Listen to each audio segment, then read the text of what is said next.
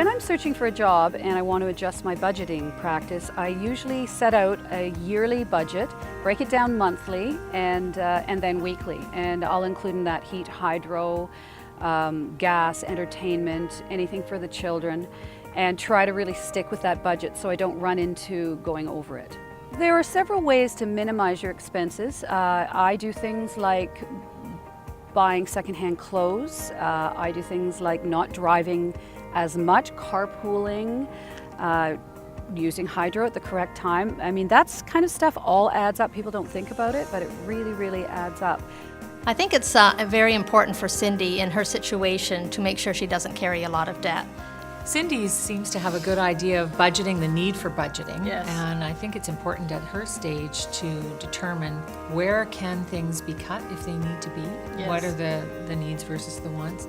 Although it's not possible to say you need a certain percentage for this, because that depends on expenses, it depends on income and the person's Yes. situation. Yes. We think, well, we're going to get this job and we'll have this amount of income, but there's costs that come with that. So whether that be mileage or daycare costs, which can be huge, whether it's a new wardrobe that she may need to get into that job, these are some of the things she'll need to take into account and build into her budget.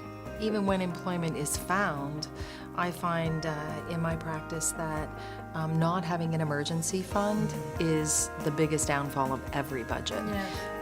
It's very hard for people to allocate. I use a rule of thumb of about 3 months worth of expenses. So if it costs $4,000, for instance, to operate your household a month, then I want $12,000 in an emergency fund.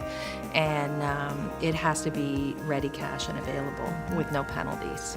RSPs aren't emergency funds. No. You know, that isn't. shouldn't be. And line of credit, that's my other, you know, people come in all the time and they're like, well, I have a home equity line of credit.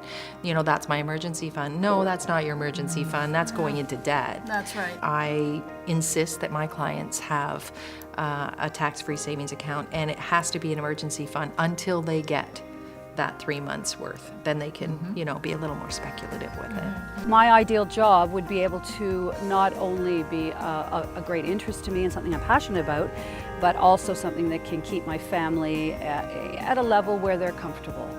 I would take a job not based on the amount of money, because there may be the perfect job for me that is not living up to my financial expectations, but there may be advancements in that job that will come later.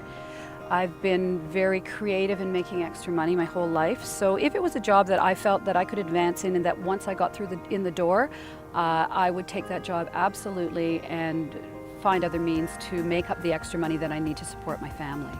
I think she wants to find a dream job where she can advance, but she has to be realistic as well. Yes. And know that she's supporting a household and money has to come in. There's a lot of expenses to be paid, so that is a good goal to keep in mind.